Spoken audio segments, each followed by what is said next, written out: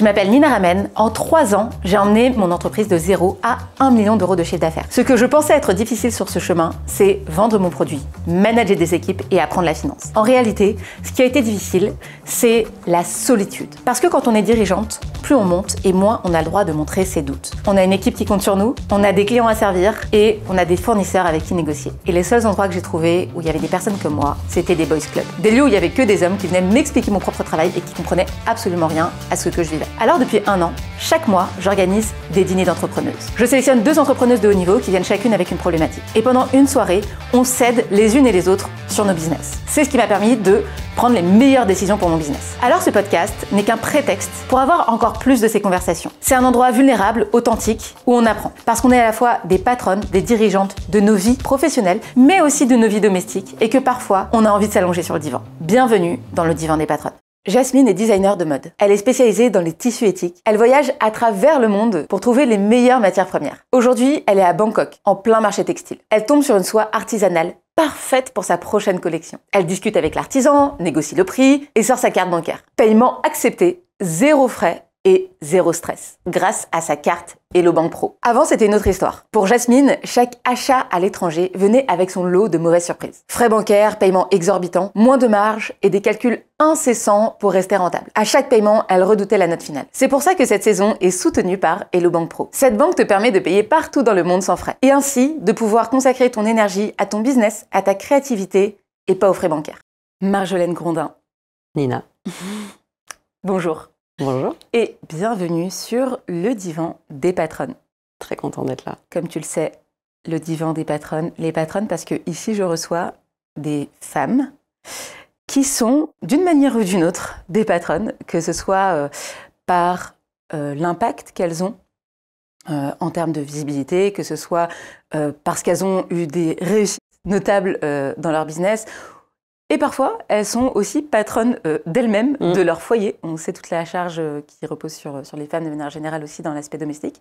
Donc patronnes pour ces raisons-là. Et c'est aussi des femmes que j'admire d'une manière ou d'une autre. Et tu en fais partie, donc merci beaucoup d'avoir accepté cette invitation. Je suis flattée. Et le divan, pour 2 raisons. La première, parce que je me suis rendu compte que justement, plus on était des patronnes, plus on montait. Et moins on s'autorisait aussi à être vulnérable, moins on s'autorisait à dire les choses. Et par conséquent, moins on s'autorisait aussi à accepter de l'aide, à se faire aider, voilà, comme s'il y avait un peu cette injonction à être forte, à être parfaite tout le temps, à tous les niveaux. Et donc le divan, c'est aussi l'espace où on peut discuter des choses de vulnérabilité, de choses qui vont bien, mais aussi de choses qui ont été des difficultés. Et la deuxième raison, c'est que le divan, c'est aussi un canapé. Qui est très sympa, du coup, voilà, comme concept. Un canapé sur lequel on discute, un canapé d'échange entre femmes, parce que pour moi, recréer du lien entre nous, c'est aussi une manière de ne pas comparer nos vitrines et dire « Ah mais regarde comment elle réussit trop bien », mais aussi d'avoir des discussions vraies, des discussions sincères, des discussions où on n'est pas en train de se comparer les unes aux autres, de se monter comme des rivales, comme on est beaucoup éduqués à le faire, mais des espaces où on peut échanger vrai. Donc merci d'avoir accepté cette invitation encore une fois. Et dans la continuité de ce qu'on va partager ensemble, je te présente, et pour les personnes qui ne nous voient pas, le pot de la vulnérabilité. Alors, sacré pot. Ouais. En face de toi, tu as 3 pots. Dans le pot du milieu, il y a plusieurs petites boules rouges. Chacune de ces boules représente ce que ça peut te coûter de livrer ce que tu livres. Donc, par exemple, si je te dis la semaine dernière, j'ai failli fermer ma boîte. Ok, là, je vais prendre une poignée de boules de vulnérabilité et je vais la mettre dans... Prends le pot et tu... Voilà, exactement. Et tu vas la mettre dans ton pot. Par exemple, si tu dis j'ai renversé mon café ce matin, bah, tu vas prendre une plus petite poignée, tu vas en prendre 1 ou 2 parce que voilà, ça te coûte moins. Donc l'idée, c'est aussi de montrer à quel point ça peut coûter de dire les choses. Et donc à chaque fois que tu vas sentir que les choses te coûtent, et bah, tu vas pouvoir piocher dans le pot du milieu ces petites boules rouges et les mettre dans le grand pot sur la gauche. Donc tu vas arriver à un moment où ce pot va commencer à se remplir.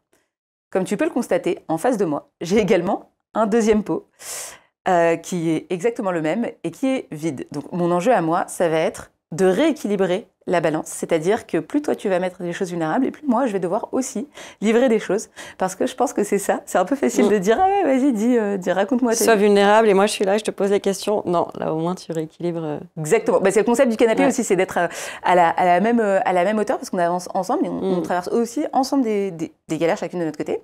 Et donc l'idée c'est de pouvoir moi aussi rééquilibrer, donc je viendrai soit de manière spontanée raconter des choses ou tu auras aussi la possibilité de me poser des questions si tu le veux. Trop bien. Marjolaine Contin, je ne t'ai pas encore présentée.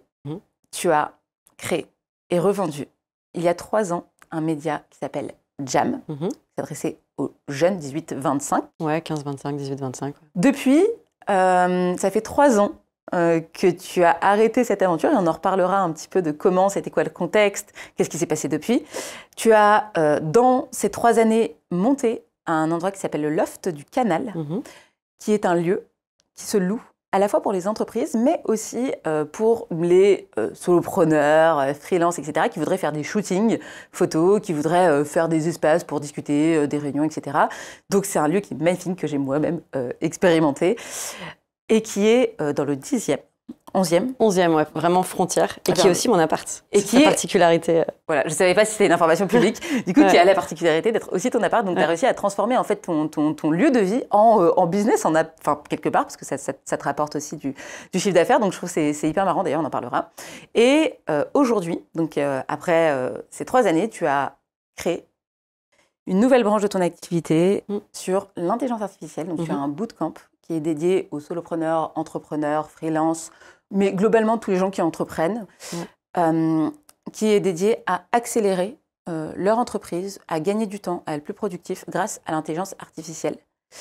Et tu as l'espoir, ou en tout cas l'envie, en tout cas l'ambition, de leur permettre d'utiliser des outils pour améliorer leur confort de vie. Est-ce que j'ai fait le tour de l'intégralité de ce que tu fais, puisqu'évidemment on va creuser tout à l'heure dans qui tu es? Ouais, écoute, c'est les piliers et effectivement, j'interviens pas mal aussi en entreprise sur l'IA et sur scène à droite à gauche. IA et surtout à quel point ça bouleverse le travail. Moi, c'est ça qui m'intéresse et l'IA, c'est une façon de montrer à quel point le monde du travail est en train de changer et a changé.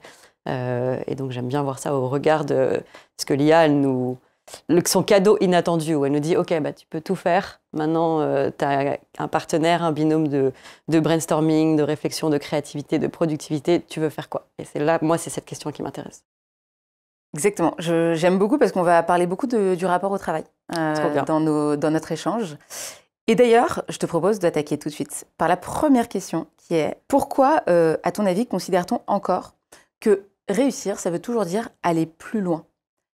Faire plus. Est-ce que l'IA est une manière aussi de faire plus? Donc, à ton avis, est-ce que cette injonction à faire plus de croissance, à faire plus de chiffre d'affaires, à mobiliser plus de ressources, à ton avis, pourquoi est-ce que cette manière de voir les choses, c'est encore vu comme un modèle de réussite? Écoute, en tout cas, moi, c'est plus mon modèle. Ouais.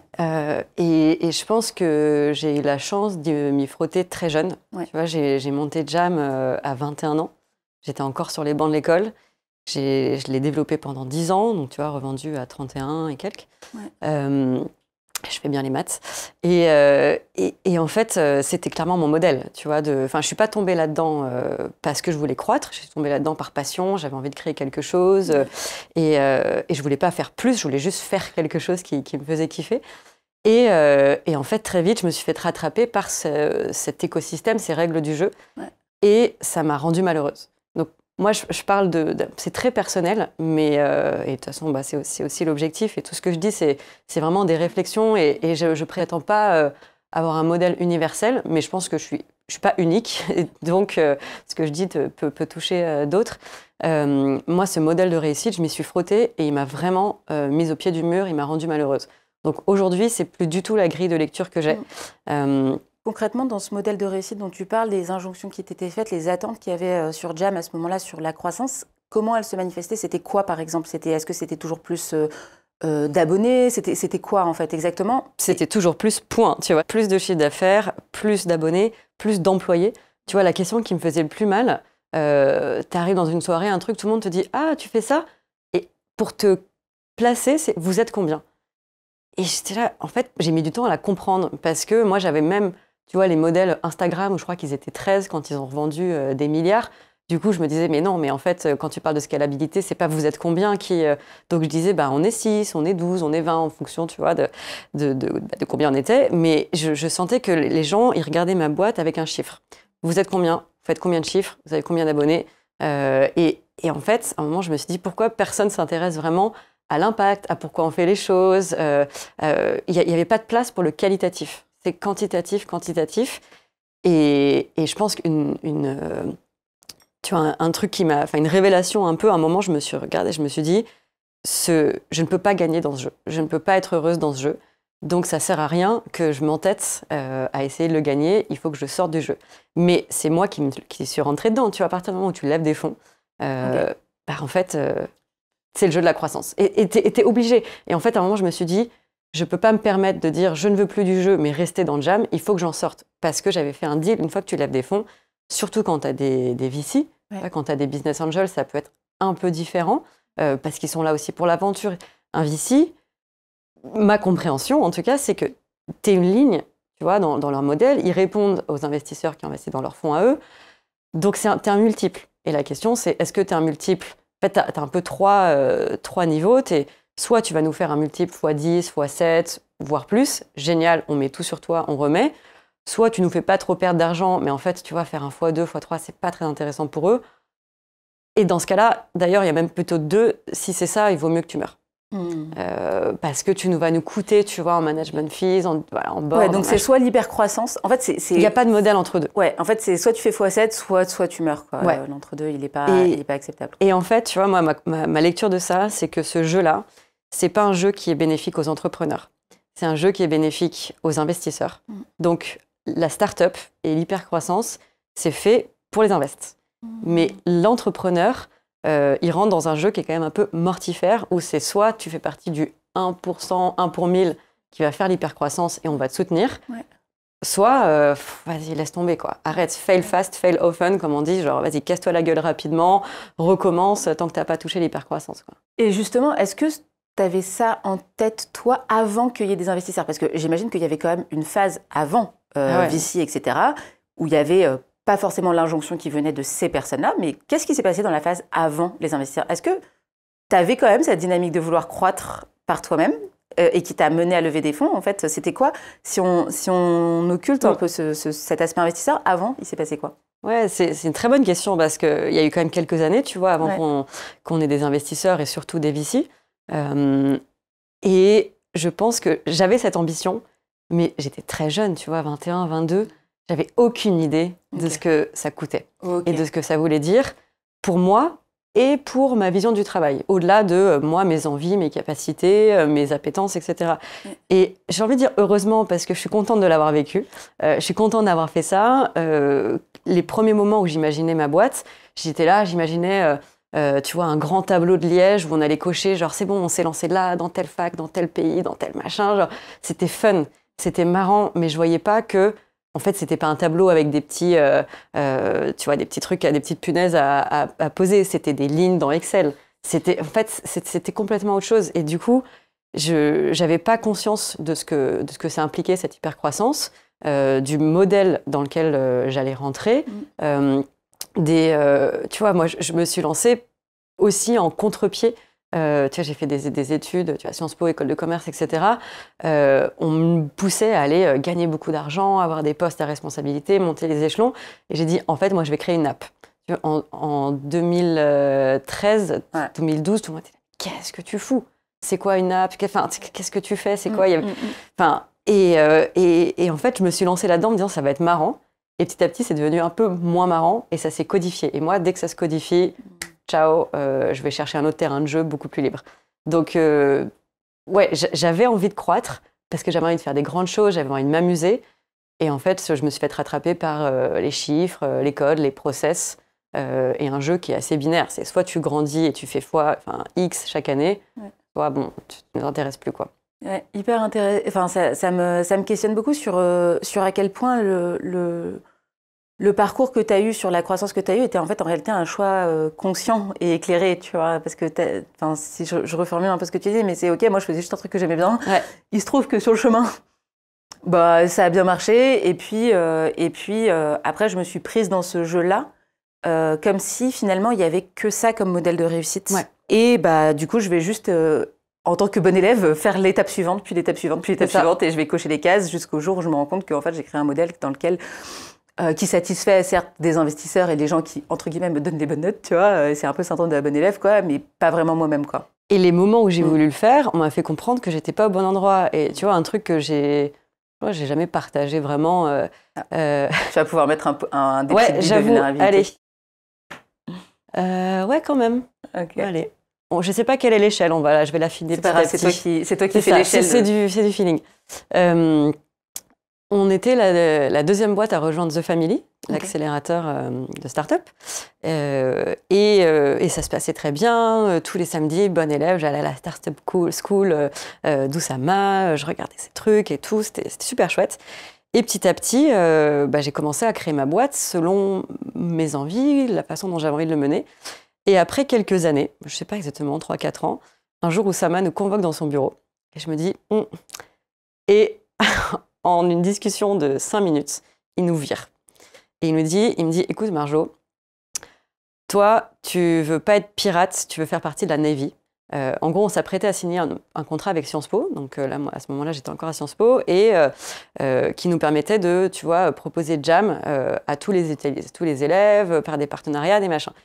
Il m'a dit, si tu signes ce contrat, en gros, tu as 90% de chance de faire une boîte à 8 millions.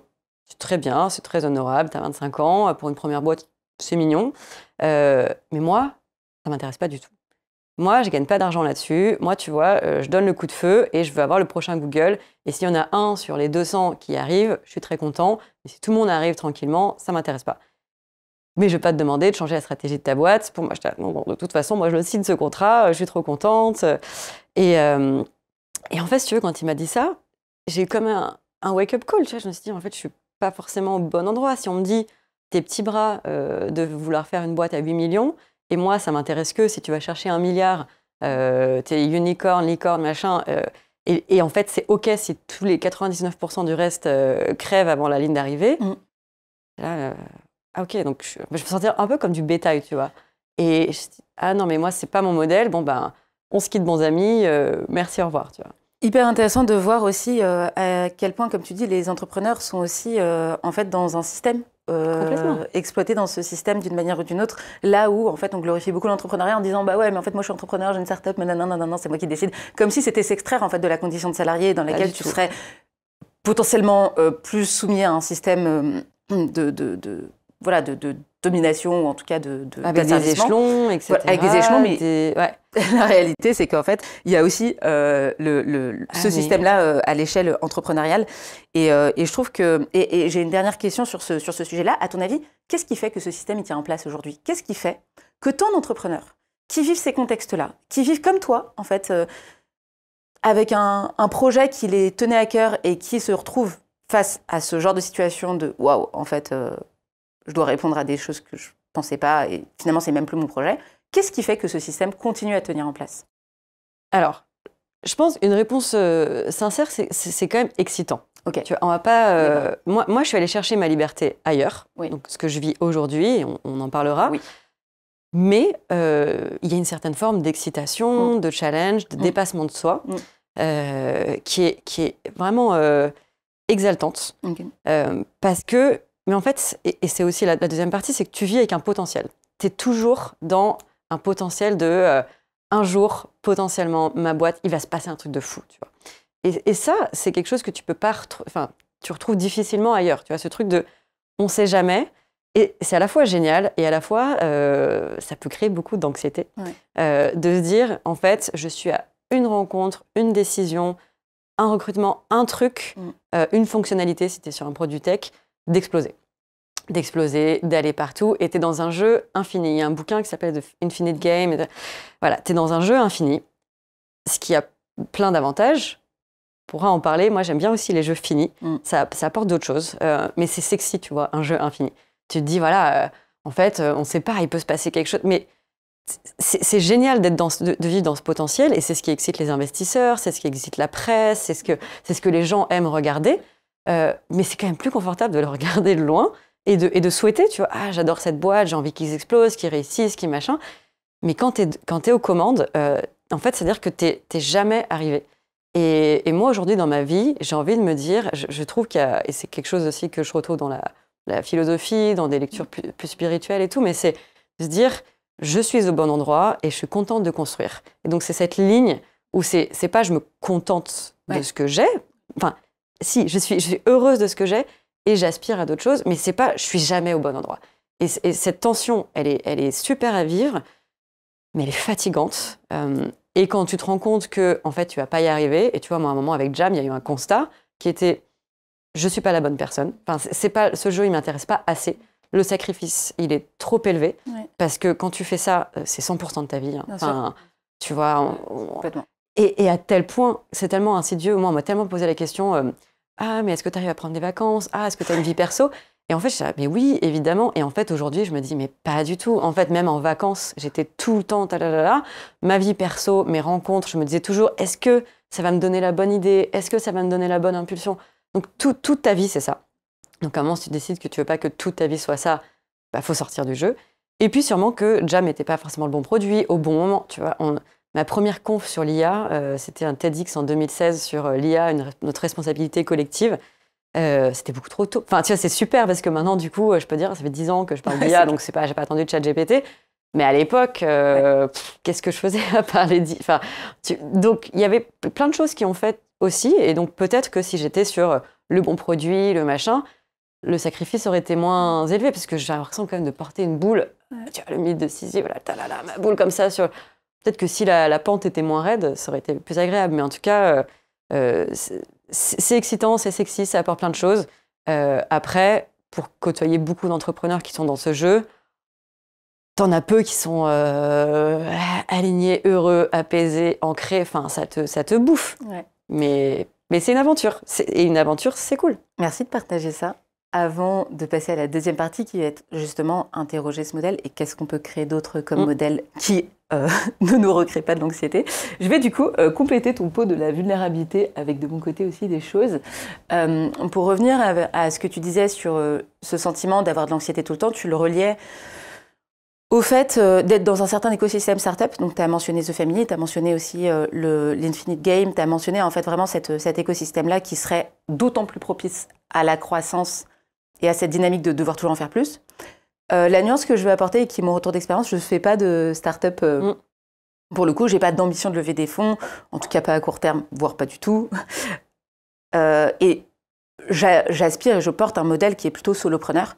J'ai une boîte qui... 1 million, il n'y a que des solopreneurs et des freelances qui bossent avec moi. Donc, tu vois, j'aime bien cette idée de pouvoir aussi que chacun puisse créer leur dynamique. Donc, on pourrait se dire que je n'ai pas d'injonction quelque part de la part de VC ou de qui que ce soit d'autre. Et pourtant et c'est là la vulnérabilité que je veux dire, c'est qu'en fait, et pourtant, le VC toxique, c'est toi. C'est moi-même, exactement. Et donc, ce sur quoi je voulais rebondir, c'était que, en fait, au-delà de ce que les écosystèmes peuvent nous renvoyer, au-delà de ce que les autres peuvent nous renvoyer, ce que je constate chez moi, c'est que personne me force à faire ce que je fais, personne me force à vouloir toujours, en fait, remettre une pièce dans la machine. Personne ne me force à faire ça. Et la réalité, c'est que si je faisais 2 fois moins, je vivrais extrêmement bien et rien ne changerait à ma vie. Et pourtant, il y a cette dynamique d'anxiété, ce sentiment de puits sans fond, ce sentiment que je vais rater une opportunité exactement de la même manière que toi, que les vacances, en réalité... c'est pour te reposer, pour être bien ou pour tout. Ouais, voilà, ça, je travaille toujours dans ma tête. Ouais. C'est marrant parce que, tu vois, je disais à mon mec, bah... Parfois, tu sais, je suis là, je fais rien et en fait, je travaille dans ma tête. Et en fait, je me suis rendu compte que cette anxiété-là et ce que ça résonne, enfin, ce que ça vient... Enfin, le miroir que je voudrais te donner et que je voulais déposer dans ma vulnérabilité, hop, voilà, hop, je mets les petites boules dans la jarre, c'est que... ouais, c'est que de mon côté, j'ai vraiment le sentiment aussi que j'active ça toute seule. Et je pense que c'est jamais toute seule. C'est aussi, voilà, les sociétés dans lesquelles on vit qui nous poussent à nous dire, au-delà des gens, mais qui nous poussent aussi à nous dire comment je fais plus, ça je ne l'ai pas. Et qui te renvoient toujours via des messages différents, que ce soit marketing, que ce soit de vente, que ce soit même par des interactions sociales, à ce que tu n'as pas et ce que tu n'es pas. si on élargit à la sphère non entrepreneuriale, je pense que toutes les dynamiques en fait, de vente et de marketing sont aussi basées sur ce que tu n'as pas et ce que tu n'es pas et comment tu peux consommer pour être et devenir ce que tu as envie d'être et de devenir. Le tyran, tu vois, c'est nous-mêmes, notre pire tyran et toutes ces injonctions qu'on se donne, les pensées négatives, et mais tu pourrais mieux faire, tu pourrais... Et peut-être que tu es à un truc de... il est pas né tout seul, tu vois. J'imagine qu'un enfant, il n'a pas ce tyran et il vient petit à petit, cette voix, elle est cultivée par l'extérieur, par la société dans son ensemble, si on s'extrait de l'entrepreneuriat, du sujet de l'entrepreneuriat seul. Mais tu vois, finalement, l'écosystème start-up et cette histoire de levée de fonds, de croissance, ça a créé comme une porosité. Tu vois, c'est pas que, OK, t'as levé des fonds, t'es dans ce jeu, t'es solopreneur, il y a une porosité, tu vois, et tout le monde se regarde. Et je crois que c'est Théo Lyon, je sais plus, dans une interview qui disait, je sais plus, mais qui disait en fait, le solopreneur, il envie le côté sexy, potentiel et tout de l'entrepreneur start-up. La start-upeuse, elle peut envier les revenus, tu vois, d'un solopreneur, parce que c'est quand même pas les mêmes. Tu vois, un salaire de CEO le CEO, c'est mes parts, c'est un potentiel qui est bon, voilà. Solopreneur, tu gagnes plus, ou freelance, tu gagnes plus, tu as un confort de vie. Chacun va un petit peu regarder. Donc, moi, ma réponse un peu chapeau à tout ça, c'est fais ta life, fais ton truc. Et en fait, il faut matcher une boîte avec la personne qui la porte. Et moi, quand j'ai des gens qui viennent me voir en disant « Ah, j'ai tel projet, est-ce que c'est bien ?» Je dis « En fait, je peux pas te répondre tant que je te connais pas. » Et c'est déconstruire. En fait, je pense que la réponse, elle se situe au-delà de dire... en plus de dire, fais ta life, c'est déconstruire en fait ce système d'injonction parce que parfois, on n'arrive juste pas à écouter ce qu'on a envie d'être. Et tu vois, parce que ces voix, c'est comme le sexisme en fait qui est intériorisé. C'est-à-dire que les petites filles, elles ne naissent pas on ne naît pas femme, on le devient. Donc en fait, c'est les constructions sociales et les petites phrases et les petits mots qui vont venir construire un discours interne. Et je trouve que... Et d'ailleurs, c'est aussi beaucoup le coaching te dit, oui, en fait, vas-y, lève-toi et enlève toutes les injonctions, etc. Et la réalité, c'est que ces trucs-là sont hyper ancrés et je trouve que c'est intéressant aussi de voir comment le discours s'est construit pour arriver encore plus à s'émanciper. Et d'ailleurs, je sais que c'est quelque chose que toi, tu fais beaucoup et ton approche, c'est de dire l'IA va nous aider aussi à sortir de cette hyper-croissance, entre guillemets, parce qu'elle va venir aussi nous apaiser, nous enlever du travail et nous permettre, nous, de construire des vies auxquelles on aspire. Et la question que j'aimerais te poser là-dedans, c'est est-ce que ralentir signifie s'effacer aujourd'hui? Et particulièrement pour une femme sur laquelle, quand elle est entrepreneuse, on va projeter des modèles de « Ah, t'entreprends, c'est mignon. Ah, t'entreprends. Ah bah oui, tu vas pouvoir aller chercher tes enfants à l'école. » Et donc, il y a cette idée qu'on pourrait entreprendre de manière un peu plus douce et finalement qui n'est pas menaçante aussi. Et donc ma question c'est comment on crée cette place? Est-ce qu'il y a une place pour ralentir? Et est-ce que ralentir, ça veut dire s'effacer pour toi? Je pense que les gens en ont vraiment besoin. Et je pense même que le message de dire j'ai envie de ralentir, alors c'est même pas je pense, moi je l'ai expérimenté.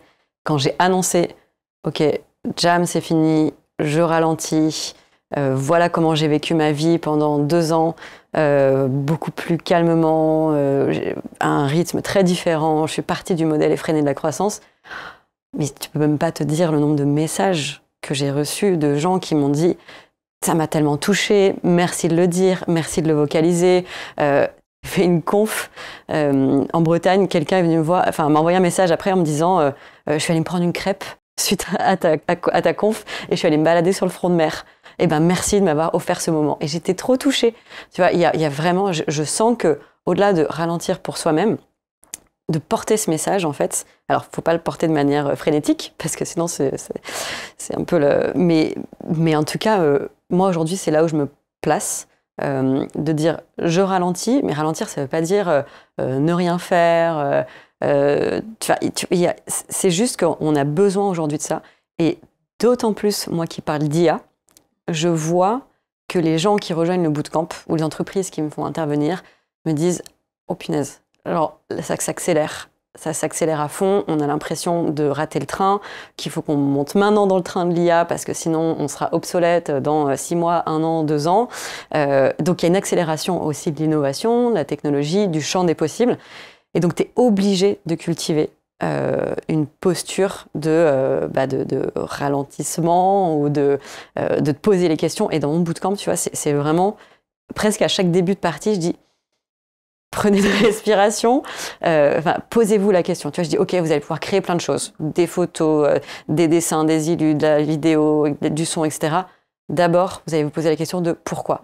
Et en fait, on peut faire tellement de choses aujourd'hui avec la technologie qu'on a besoin de ralentir. Donc pour moi, cette posture, elle est indispensable aujourd'hui. Ce serait quoi les dérives d'un monde qui utilise l'IA sans se poser ces questions-là?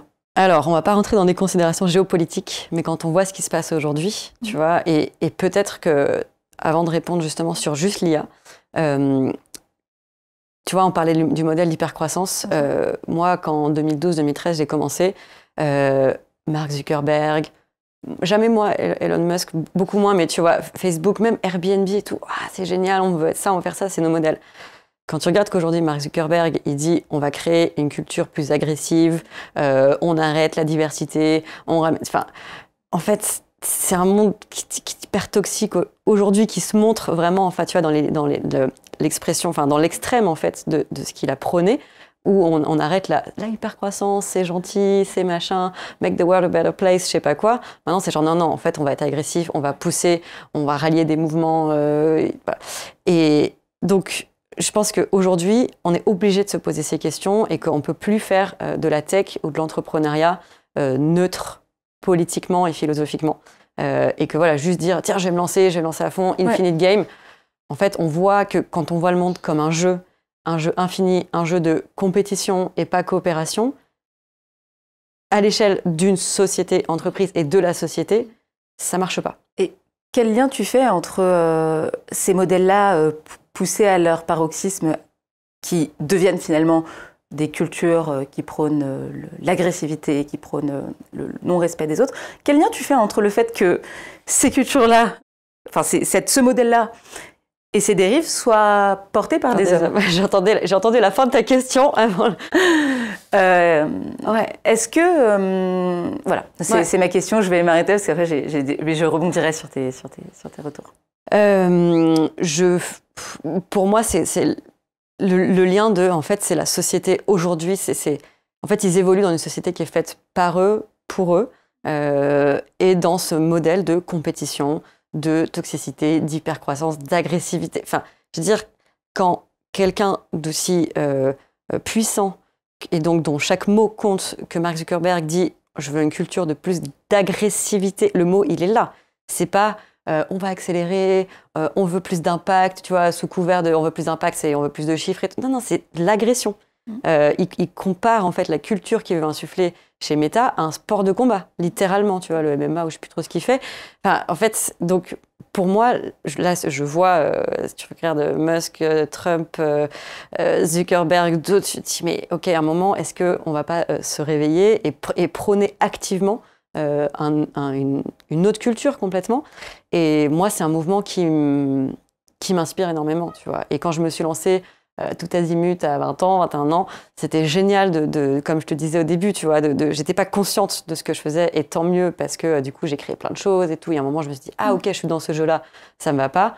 Aujourd'hui, j'essaie d'avoir beaucoup de conscience, justement, dans quel jeu je me mets.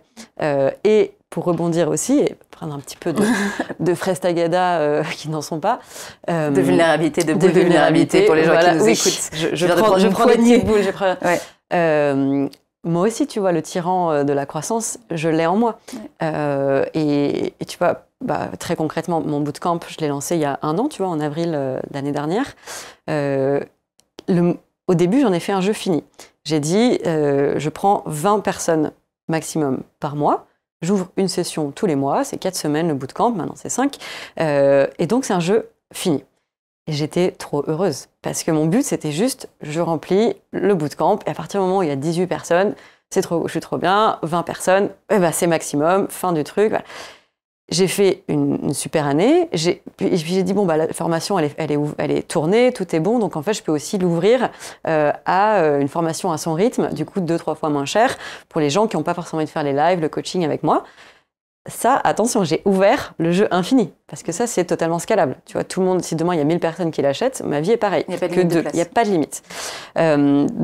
Mais j'ai pas vu que je me mettais dans un nouveau jeu. Mais tu vois, déjà, juste les 20 personnes, c'est là où j'étais le plus heureuse. Ouais. Ah. Et c'est là où, en fait, j'étais avec mes élèves. Je savais, tu vois, chaque place compte, chaque personne. Et en fait, dès qu'il y avait une nouvelle personne, je me disais, ça me rapproche d'un objectif qui est réaliste, qui est ambitieux mais réaliste, qui se fait naturellement. C'est chouette. Et en fait, à la fin de l'année, je me suis dit, waouh, j'ai fait une super année. Maintenant, c'est la scalabilité. Et en fait, à la fois, c'est excitant, donc j'ai rajouté de l'excitation, mais mon niveau d'anxiété, il a fait PAH. Tu l'as senti, ça? Complètement. Tu vois, j'ai vraiment... Je dépose mes petites boules de vulnérabilité. Je me suis toute seule mise, tu vois, tirer une balle dans le pied. Après, c'est excitant, et du coup, c'est à moi de tirer... J'ai les 2 chevaux, tu vois, c'est à moi de dire, OK, il y a celui-là qui me rend heureuse, et je sais que je suis bien, mais peut-être qu'il me manque un petit peu le feu. Oui. Et là, j'ai mis le feu, mais attention à ne pas me faire cramer.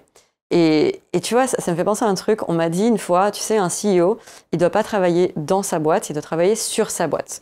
Et ça a été, si tu veux, ma religion pendant des années avec Jam, de me dire, mais ouais, moi je suis sur ma boîte. Donc sur ta boîte, c'est quoi? C'est piloter, prendre des pions, nanana, ça on va là, c'est de la strat, c'est de la roadmap, c'est du truc. Mais quand tu es sur ta boîte, intellectuellement, c'est génial, c'est hyper stimulant, mais tu vois les choses comme des ressources, comme des actifs, tu vois, des assets. Mais en fait, tu pourrais être en train de faire une boîte de petites boules rouges pour des pots de vulnérabilité, comme une boîte de crayons de couleur, comme du café. Enfin, peu importe, t'es sûr. Ouais. Et en fait, moi, je suis heureuse quand je suis dans ma boîte. Et quand je suis dans l'activité, quand je parle avec les participants du bootcamp, quand je fais une refonte du cours. En fait, j'aime l'artisanat de l'entrepreneuriat et c'est un cadeau que je veux continuer à me faire et j'adore ça. Et c'est sûr que le petit tyran dans ma tête, il me dit « Ah ouais, en fait, tu fais que ça. Ah ouais, mais en fait, pourquoi tu fais ça? Pourquoi tu ne délègues pas cette partie pendant que toi, tu es sur la boîte ?» Et à un moment, il faut juste mettre son ego de côté et se dire « En fait, attends, si toi, tu kiffes ça, si t'aimes passer du temps avec les gens, si t'aimes refaire tes petites vidéos, si t'aimes réfléchir à comment ton Notion il va être organisé et tout, mais en fait, à la fin de la vie, tout le monde meurt. Donc, en fait, fais ce que t'aimes faire et arrête de regarder. Et donc, voilà, il y a un truc de... juste, moi, je vais être dans ma boîte et il faut que je travaille entre ce qui me rend heureuse et rajouter un peu de scalabilité et de potentiel et de on sait jamais parce que c'est fun, mais il faut que je le garde fun. Sinon, ça demande trop dans ma vie. Et je me suis quand même posé la question. Je me suis dit, est-ce que 2025, je mets ma vie de côté et full scalabilité? Et j'y vais, et tête baissée, je prends mon sac à dos. On a eu cette conversation ensemble, quand on a dit ensemble. Exactement, tu vois, et je t'ai dit, en fait, il y a un monde dans lequel je m'épanouis, parce que c'est épanouissant, c'est juste que tu mets de côté quelque chose. Je m'épanouis, j'y vais à fond, je fais que ça, Et aujourd'hui, je me dis, attends, est-ce que tu peux combiner les deux? Tu es dans ton bootcamp, dans ton activité, dans ton artisanat, et tu gardes une partie scalable qui est excitante aussi, et tu fais l'artisan du marketing, de la vente, etc. Mais voilà. Et c'est pas un moyen pour une fin. Et en fait, j'en ai eu marre, je pense, avec Jam, que ma vie soit un moyen vers une fin extrinsèque. Et j'ai envie de kiffer mes journées de manière intrinsèque. Il y a une phrase qui me vient qui est apprécier le chemin plus que la destination. Et je pense que c'est réellement ça. La question que j'ai sur ce que tu viens de livrer, déjà, merci de donner des clés de lecture qui sont la première qui est vraiment, en fait, la croissance, c'est ça aussi, ça part de toxicité. Et comment est-ce qu'on peut lutter et dans quelle mesure c'est toujours une lutte de rester sur des modèles qui sont sains pour nous. En fait, dans quelle mesure c'est pas toujours un combat de ne pas glisser dans je vais faire plus, dans parce que je suis capable, voilà, avec tout ce que tu as fait, évidemment que tu es capable de monter un bootcamp IA à des échelles de scalabilité incroyables et de même en faire un truc mondial, tu vois. Mais je trouve que c'est un combat quotidien de se dire ok, là c'est ma limite et je fais en sorte de ne pas la dépasser. D'où ma question, comment est-ce que tu garantis à toi-même que tu ne dépasses pas cette limite? Est-ce que tu as des rituels, des questions, des choses que tu fais qui font que tu réinterroges toujours ton plaisir dans ton entreprise, au-delà du temps que tu y passes et du chiffre d'affaires que ça te rapporte? C'est une super question, de mettre des garde-fous. Oui. J'ai pas une réponse, tu vois, j'ai pas un truc que je fais qui est ma secret sauce en mode, bah, tu vois, je fais ça tous les matins à 8h15 et puis boum, tout va bien, mes garde-fous sont là, mon quotidien est génial. Comment ça? Non.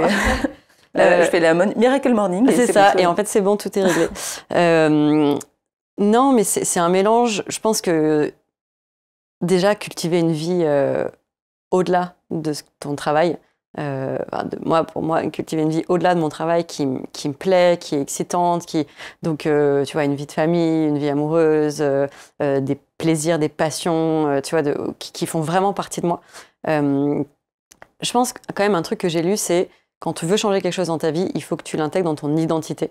Et ça fait une grosse différence. C'est que par exemple, plutôt que de dire allez, je vais commencer à faire du sport, tu commences à dire dans mon identité, je suis sportive. Et donc, du coup, comment une sportive... Et au début, tu fais semblant, entre guillemets, tu t'appropries les codes de cette identité et à un moment, tu le deviens. Okay. Et donc, du coup, moi, aujourd'hui, j'essaie de faire du sport régulièrement. Et j'en fais régulièrement. Et du coup, pour ça, c'était vraiment de me dire, je suis sportive. Et en fait, tu le dis, même si au début, et en fait, je suis sportive, ça veut dire, qu'est-ce qu'elle fait une sportive dans sa journée ou dans sa semaine? Elle peut pas ne pas faire de sport. Bien sûr. Du coup, c'est-à-dire que je ne serais pas mon identité. Et donc, en fait, il y a ce côté, genre, en fait, si je dis juste « je suis entrepreneur », du coup, j'entreprends, je crée des trucs, je passe du temps à bosser, mais j'ai besoin que mon identité, elle soit plus une constellation et qu'il y ait d'autres choses et avoir des piliers. Tu vois, le surf, par exemple, c'est très important pour moi. Et je l'ai transmis, les gens autour de moi, ils le savent, les gens qui me connaissent, ils le savent. Et donc, du coup, donc je fais du surf. Et donc, pour faire du surf, ça prend du temps, ça prend de l'énergie, ça demande de s'organiser. Mais si je le fais pas, je laisse une partie de moi sur le côté. Une identité est en fait une somme d'habitudes. Ouais, exactement. C'est le livre Atomic Habits. C'est là-dedans que j'ai lu. Ouais, j'ai vu la référence. Tu m'as spoté, ouais. Mais ouais, c'est ça, c'est en fait une identité est qu'une somme d'habitudes. Et donc, du coup, si tu veux incarner cette identité, passe pas ton temps à te demander et à te dire je suis surfeuse, mais juste lève-toi, prends ta tranche de surf jusqu'au jour où tu tiennes dessus et tu fais des trucs cool. Et c'est ça. Et du coup, ça te sort un petit peu du monde des idées et ça te ramène en fait au monde de la réalité qui est qu'est-ce que tu fais tous les jours, quoi. Et tu vois, après, moi, je me suis créé un peu mon petit hack, on va dire quand même. C'est que ce que je transmets que ce soit mes conférences ou mon bootcamp, c'est on va créer ensemble une vie professionnelle épanouissante, riche et libre. Et donc, je ne peux pas avoir cette philosophie et dire que c'est ce que je propose et c'est ce que je transmets et c'est ce que j'incarne et être sous l'eau en PLS, tu vois.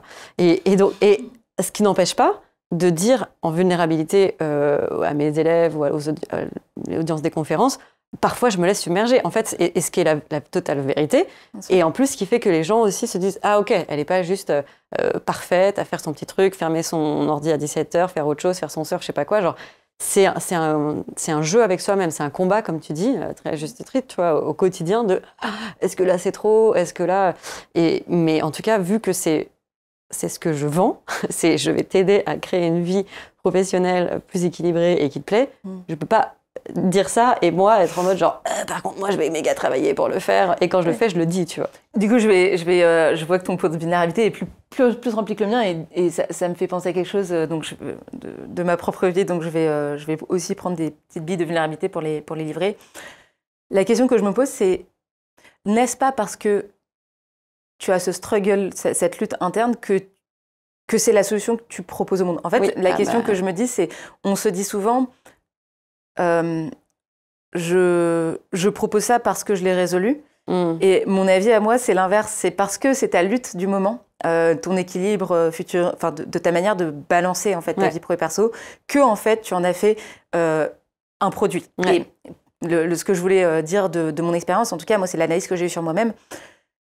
J'ai fait le produit qui s'appelle le Bootcamp LinkedIn parce qu'à l'époque, ma lutte, c'était de prendre ma place. Ma lutte, il y avait toujours une tension en moi entre j'ai peur, j'ai honte, j'arrive pas, et j'arrive à le faire. Alors évidemment que j'arrivais un petit peu mieux que les gens qui n'y arrivent pas du tout.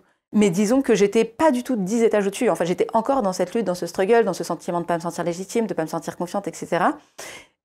Et c'est parce que j'avais cette lutte-là interne que ça m'alimentait pour la faire vivre et aider les gens à se dépasser. Et limite, en fait, c'était la thérapie, c'était ma thérapie à moi d'aider les gens et de m'inscrire là-dedans et de voir les gens se dépasser. Et le truc que je voudrais livrer là aussi, c'est marrant parce que on peut sentir le syndrome de enfin pas de l'imposteur, mais à la limite, tu vois, de se dire, bah ouais, mais je suis censée vendre ça sur scène, je suis censée vendre le fait de ralentir.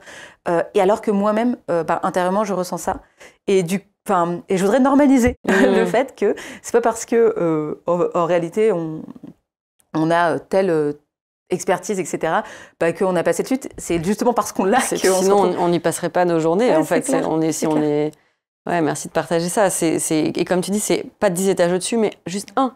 En fait, c'est la théorie de la grande sœur ou du grand frère mais qui est aussi dans ses luttes à elle. Oui, complètement. Et du coup, on a tellement lutté avec ça que du coup, on a tellement lutté avec ça qu'on est allé chercher les mécanismes, les livres, la pédagogie, parce que cette lutte-là, elle était tellement forte et tellement importante pour nous qu'on a déployé des moyens pour la surmonter. Et donc, je drop ma vulnérabilité ici.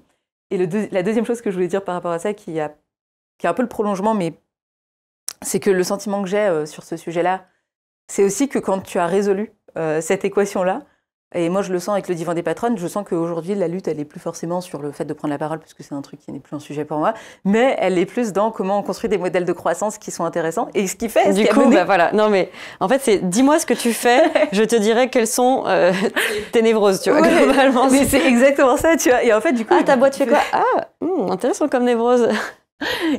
Et du coup, tu vois, LinkedIn, c'est pas que ça m'intéresse plus, mais je sens moins, tu vois, que ça vient toucher un truc interne à moi, là où le divan des patronnes, amener des neufs et leur dire, oh là là, mais comment t'as fait, toi, apporter des réflexions, apporter moi-même ma manière de faire, ça ouvre vraiment ce sujet-là. C'est hyper beau, tu vois, de penser à l'entrepreneuriat comme ça, de se dire, en fait, on a tous des questionnements, des quêtes, des luttes, des tensions, des névroses, et on va déployer des moyens, mettre sa curiosité, lire des choses, aller au fond de soi, discuter, rencontrer des gens, se dépasser, et après on met ça au service d'autres. Ouais, c'est magnifique. Enfin, pour moi, c'est l'entrepreneuriat, c'est résoudre un problème et après le transmettre et du coup aider des personnes à résoudre. Mais faut d'abord que le problème il nous touche, tu vois. Je sais plus, enfin c'est en anglais scratch your own itch, tu vois. C'est vraiment gratte ta propre itch, mais en gros, tu t'adresses à ton propre problème et en fait, si t'es pas ton premier client, tu vas toujours projeter un persona, projeter un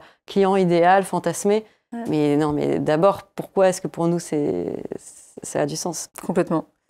Et embrasser ce truc-là, au lieu de se dire « qui suis-je pour raconter ça ?» alors que je n'ai moi-même pas résolu. On arrive tranquillement à la fin du moment qu'on va passer ensemble. J'ai encore quelques questions. En ayant cette trajectoire de ralentissement, d'essayer de trouver des modèles parallèles, différents, est-ce que tu as eu le sentiment de devoir prouver que le modèle que tu es en train de créer, il est quand même valide au travers des personnes que tu vas rencontrer en soirée, au travers de gens que tu vas voir sur LinkedIn? Est-ce que tu as eu le sentiment de devoir prouver que ce que tu crées aujourd'hui est valide, a de la valeur et... À moi-même. Je pense que, tu vois, le bootcamp ou quelque chose de similaire, j'aurais pu le lancer il y a bien longtemps et que j'ai pas osé le faire parce que c'était pas à la hauteur. Un peu de vulnérabilité. Allez, j'en prends pas mal, tu vois. Ouais. Je pense que je me suis mise dans une trajectoire avec Jam qui était celle que je pensais que je pourrais et je devais être. Qui fait sa boîte scalable, qui a un truc dans la tech, qui est hyper, ce modèle infini d'hypercroissance. Et c'est à un point où, en fait, tu vois, même quelque chose dont on n'a pas forcément parlé, mais même les moments où tu passes à la télé, tu es en cover de magazine, de machin, j'ai l'impression que c'était pas moi, tu vois. Il y a une espèce de dissociation qui se crée. Ouais. Tu es là, genre, ouais, c'est cool, et les gens te parlent, attends, j'ai vu ça, et tu es là, oui, c'est Marjolaine Grondin, tu vois, mais t'es en mode, c'est pas moi vraiment, tu vois. Et le moment où en plus tu le vocalises vraiment en toi, où tu te dis, ouais, je sais qu'il y a cette image, mais c'est pas moi. Ouais.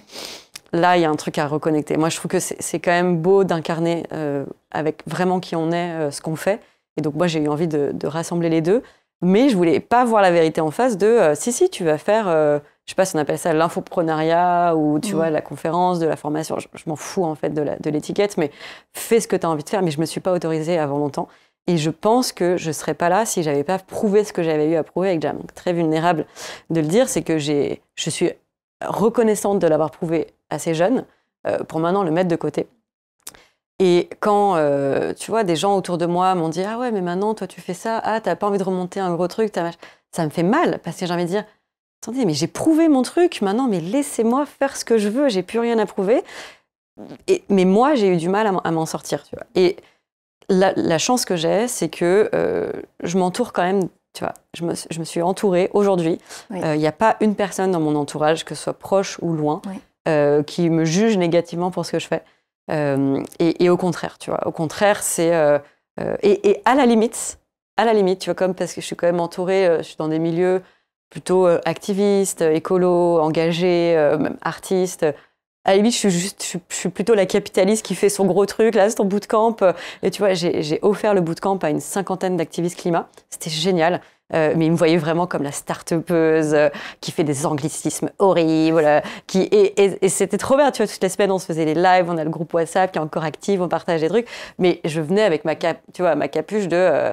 ben oui, je suis la meuf de Jam, start-upeuse repentie, désolée. Donc, en fait, dans mon écosystème aujourd'hui, il n'y a aucun problème et au contraire, plus je ralentis, plus je prends le temps de faire les choses, plus je m'autorise du temps pour des choses non scalables où je peux donner du temps à une personne, tu vois, passer 3 heures avec quelqu'un pour l'aider sur son projet où il n'y a pas de productivité, il n'y a pas de rentabilité, mais plus c'est valorisé. Et en fait, tu vois, on dit on est la moyenne des 5 personnes qu'on fréquente le plus. Moi, je pense que si on veut, et ça revient un peu ça reboucle à ce que je te disais au début, choisissons notre jeu, tu vois, notre terrain de jeu. Et moi, le terrain de jeu dans lequel je suis aujourd'hui, c'est le terrain de jeu de la bonne vie, tu vois. Et d'ailleurs, je fais partie d'un collectif qui s'appelle Bonne Vie, qui a créé un lieu, le Moulin Inattendu, à 1 heure de Paris, au port d'une rivière. Je sais pas si tu connais. Oui, je connais. Tu sais que je suis tombée dessus parce que vous organisez des retraites d'écriture, non? Tout à fait. Mais tu sais, c'est incroyable que tu me parles de ça parce que dans cette dynamique de vouloir ralentir, etc., je trouve que c'est en important. retraite, c'est génial. Je ne savais pas, mais c'est fou à quel point le monde me ramène à toi, Marjolaine, à chaque fois. Ouais, c'est à combien de temps, pardon? C'est à 1h10 de Paris. Ouais, et vous organisez quoi exactement devant? Donc des retraites d'écriture, des formations, des retraites de permaculture, agriculture, juste des moments de co-living sans aucun thème. Moi, j'y ai vécu quelques mois plutôt en permanent. On fait plein de trucs, du chantier participatif. C'est Adrien, donc un de mes meilleurs potes, qui gère ça au quotidien, qui fait un travail de dingue. Et tu vois, moi, j'y vais souvent. C'est là où j'ai rencontré ma copine. C'est là où j'ai rencontré la plupart de mes meilleurs potes aujourd'hui. Donc, en fait, tu vois, la semaine prochaine, je vais au Château du Fay. C'est un château en Bourgogne, hyper alternatif, aussi très entrepreneurial, artiste, complètement perché, mais c'est une communauté que j'adore, où on va faire une semaine de réflexion sur les relations.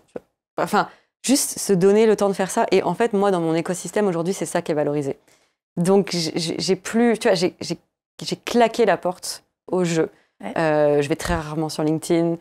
En fait, et c'est ça aussi, c'est que moi, je suis un peu tout ou rien. Et donc, si je suis dans un jeu, je veux le faire à fond.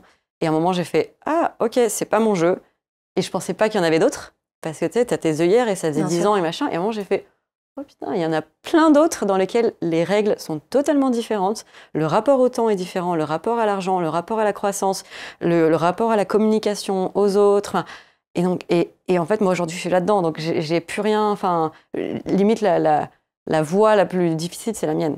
Donc, je suis en paix avec ça.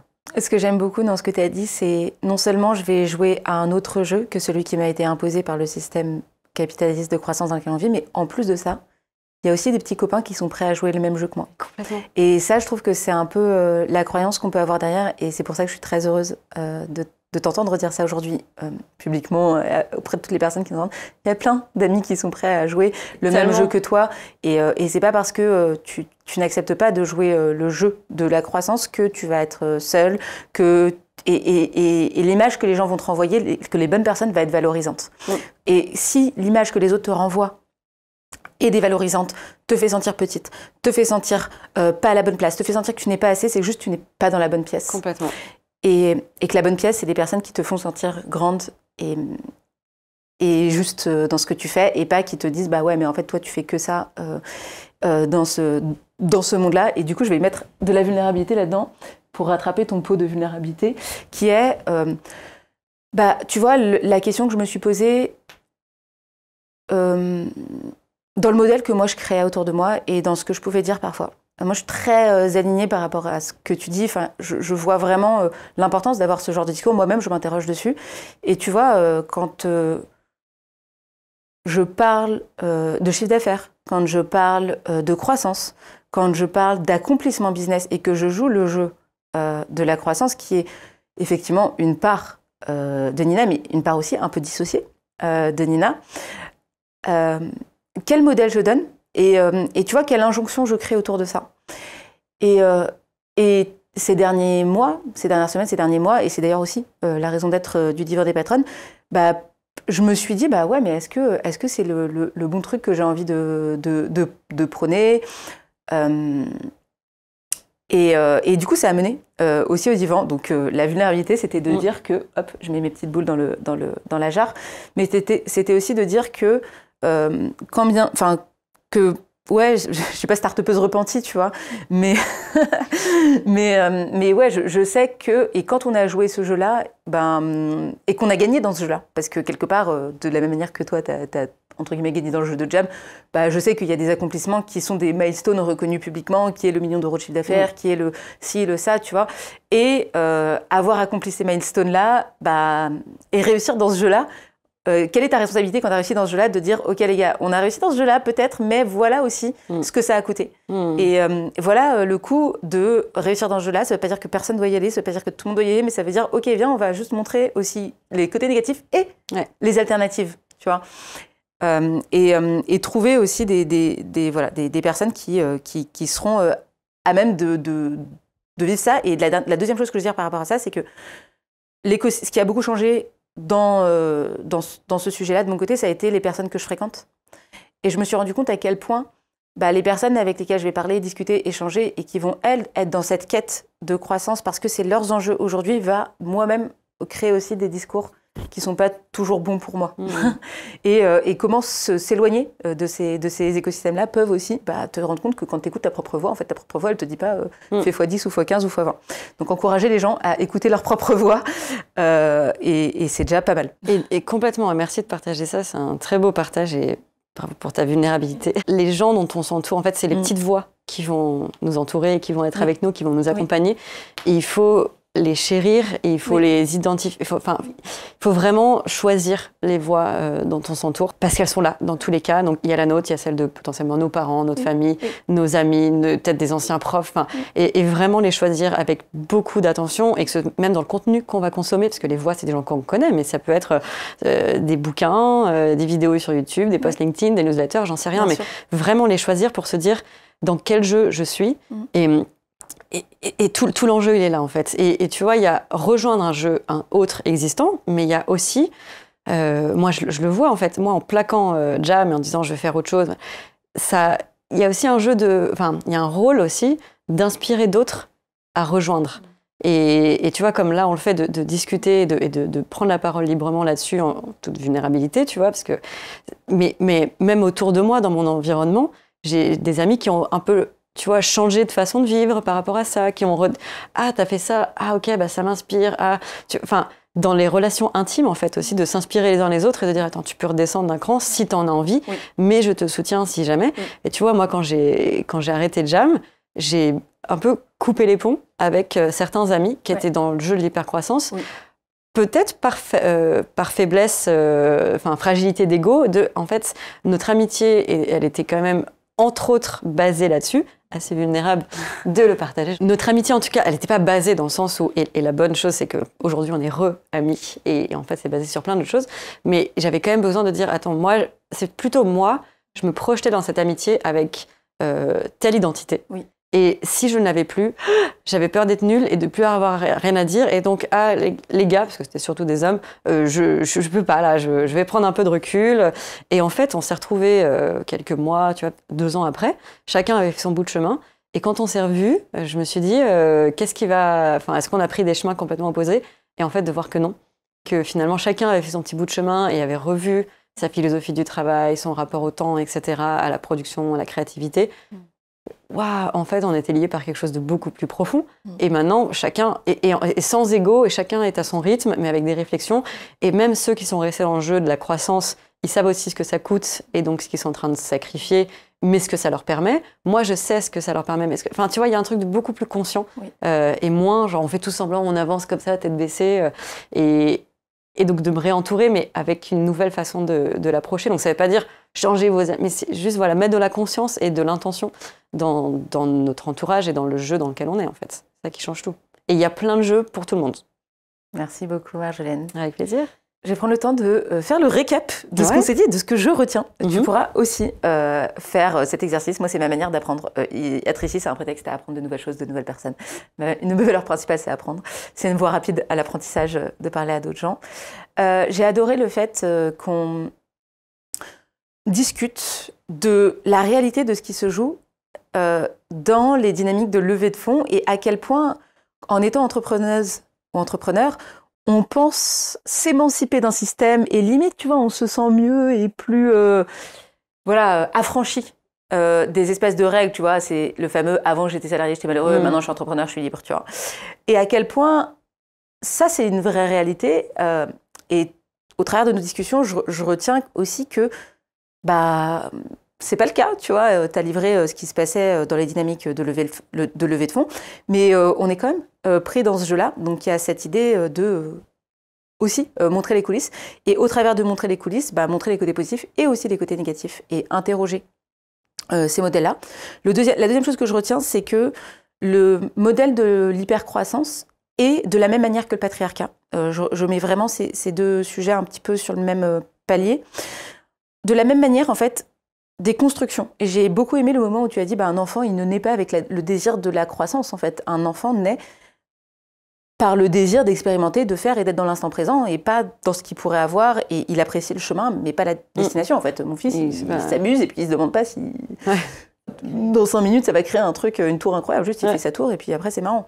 Et donc, ce que je trouve hyper intéressant, c'est de se dire comment est-ce que, de la même manière qu'on ne naît pas femme, on le devient, on ne naît pas dans l'idée que quelque chose nous manque, mais que finalement, cette idée, elle nous est instaurée, insufflée, à la fois au travers des messages qu'on peut recevoir de la société, des messages qu'on peut recevoir de nos proches et de notre entourage, et qui deviennent en fait notre propre voix intérieure. Et ça, c'est pour moi le paroxysme de la domination, qui est que tu n'as plus besoin de personnes pour exercer la domination. En fait, tu te l'exerces toi-même parce qu'elle vient de toi-même. Et donc, de la même manière que les femmes ont cette voix intérieure, je suis passée, je suis machin, je suis truc, etc., et elles exercent en fait leur propre domination en plus de celle qui est exercée sur elle, et il y a le même mécanisme sur la croissance. Et donc je trouve que c'est le parallèle que je ferais.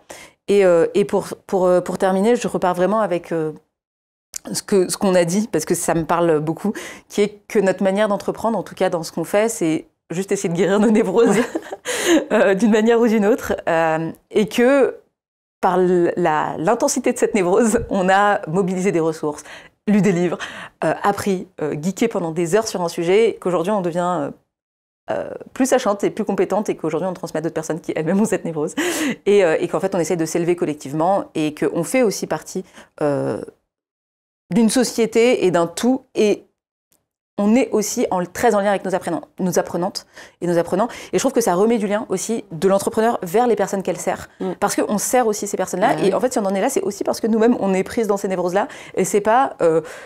j'aime beaucoup cette manière de faire qui est très collective, finalement, même si évidemment, il y a quelqu'un qui va l'idée, qui va dire, bon, on va aller à peu près par là, et puis voilà ce que j'ai appris et compris. Mais il y a quand même cette dynamique collective et de reconnexion avec les personnes qu'on sert dans la boîte et pas juste sur la boîte. C'était mes réflexions sur notre moment ensemble. Est-ce que tu as envie de compléter par une ou plusieurs phrases ? Ouais, merci pour le récap. Moi, j'aime bien qu'on ait, tu vois, touché du doigt cette notion de terrain de jeu, de choisir son terrain de jeu et d'aller trouver des petits copains de jeu, mais aussi d'embarquer d'autres.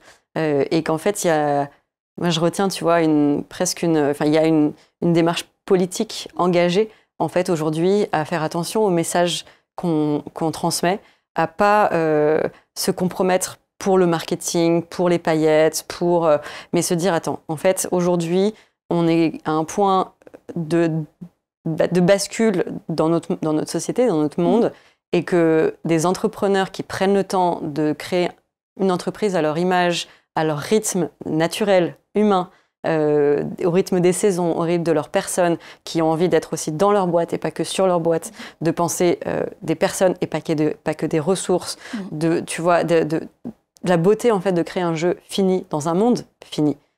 Quelque chose qu'on n'a pas forcément... Tu vois, j'extrapole un petit peu, mais on est dans un monde où la croissance infinie ne marche pas dans tous les cas, à la fois de manière matérielle, tangible, les ressources de notre monde ne sont pas infinies, mais aussi, on le voit que même l'humain ne peut pas...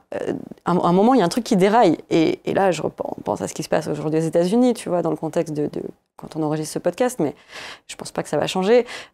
On voit qu'il y a un truc qui déraille, qui dérape quand on se prend pour un super-héros, super puissant, avec des moyens infinis. Et je pense que là, on est en train d'expérimenter vraiment des limites, malheureusement, de ce système. Et donc moi, j'aime me dire que en fait, c'est un acte de militantisme de se dire... je vais me créer une bonne vie. Et donc, le fameux, tu vois, lifestyle business. Mais oui, en fait, si ton business, il n'est pas au service d'une bonne vie pour toi et pour les gens qui t'entourent, pour ta famille, pour les gens que tu sers, il y a un problème. Et l'écosystème mortifère de on tire le départ et on verra qui arrive à la fin, tu vois, esquinté, fatigué, exténué, pendant que tous les autres sont morts de leur belle mort sur le terrain de bataille. Non, en fait, c'est pas le monde que je veux. C'était peut-être marrant quand c'était anecdotique et que c'était un jeu dans un monde moins politique il y a 10 ans. Aujourd'hui, on peut plus, si tant est, mais on peut plus se le permettre. Et donc, j'invite vraiment à réfléchir à comment le business que je crée et dans sa forme et dans le fond, donc dans le sujet que j'adresse, mais aussi dans comment je le fais au quotidien. Quel message je porte, quelle valeur j'ai envie de transmettre. Et donc peut-être que c'est le garde-fou, en tout cas pour moi, qui serait le plus puissant. C'est pas juste de me dire, est-ce que moi, Marjo, je suis contente aujourd'hui, c'est est-ce que je fais du bien au monde en faisant ça? Et si la réponse c'est non, bah va faire une sieste. On va clôturer ce podcast sur cette phrase que j'adore, qui est « va faire une sieste ». Va faire une sieste. Je t'offre mon objet préféré au monde. Les carnets. Qui est pour moi un objet qui permet de ralentir aussi. Et j'aime beaucoup qu'on ait cette discussion sur le fait de ralentir, parce que ralentir pour moi c'est aussi se déconnecter des notifications, se déconnecter des écrans, quand bien même, comme toi, voilà, ça fait partie intégrante de mon business de parler d'écran et de digital, mais je pense qu'il y a un équilibre à trouver là-dedans, et donc l'objet que je vais t'offrir est à la fois un objet avec lequel je commence ma journée et avec lequel je finis ma journée. Donc tous les matins, je m'installe sur mon carnet. C'est un carnet où j'écris 3 pages manuscrites. C'est un moyen qui me permet de calmer les anxiétés et surtout d'écouter mes propres pensées. Et tu vois, ce que j'adore dans cet exercice, c'est qu'au début, tu vas écrire les pensées anxiogènes, etc. Et puis au bout d'un moment, tu vas entendre ta propre voix. Et la vraie voix qui est la tienne. Et moi, j'ai beaucoup de mal à entendre mes propres voix parce que je vais assez facilement répondre aux désirs des autres personnes. Donc en fait, je vais facilement me retrouver dans des situations où je vais vouloir satisfaire une volonté qui n'est pas la mienne. Et écrire ces 3 pages, au bout de la 3e page, tu commences à n'avoir plus que ta voix à écouter, puisque toutes les autres, tu les as mis sur les pages. Et donc je trouve que c'est un moyen excellent de faire taire le bruit et d'augmenter le volume de sa propre voix, qui je trouve est un exercice pas forcément facile. Parce qu'il y a tellement de brouhaha qu'on ne sait pas exactement parfois ce que nous-mêmes on pense, quoi. Donc cet objet, c'est un carnet. Je m'en sers aussi le soir pour donner mes gratitudes, etc. Et c'est un objet que j'aime beaucoup, donc je l'offre à toutes les invitées. Merci beaucoup. Tu pourras en faire ce que tu veux. Très beau. Faire des choses productives comme imaginatives, parce que c'est aussi là qu'on peut faire des checklists, etc. Merci beaucoup, Marjolaine Grondin, d'avoir rejoint le divan des patronnes, de t'être allongée quasiment avec nous. Je peux. Quasiment. On peut te retrouver où et comment? Surtout sur le bootcamp. Moi, c'est là où je prends le plus de plaisir. Et après, sur Instagram un petit peu, LinkedIn un petit peu. Voilà. Merci beaucoup Marjolaine. De notre côté, on se retrouve dans le prochain épisode du Divan des Patronnes. À très vite. Si tu as aimé cet épisode du Divan des Patronnes, il y a 2 choses très importantes que tu peux faire. Abonne-toi à la newsletter pour avoir les bonus de chaque épisode, accéder à la communauté du Divan des Patronnes et être informé des prochaines sorties. Le lien est en description. La 2e chose que tu peux faire si tu veux vraiment m'aider dans le lancement de ce projet, c'est de laisser 5 étoiles sur la plateforme de ton choix et surtout de me dire ce que tu as aimé dans l'épisode. C'est ce qui me permet de te proposer proposer le meilleur contenu à chaque fois. Et quand j'ai un petit coup de mou, je relis ses commentaires pour me donner de la force. Alors, merci pour ton écoute et à très vite.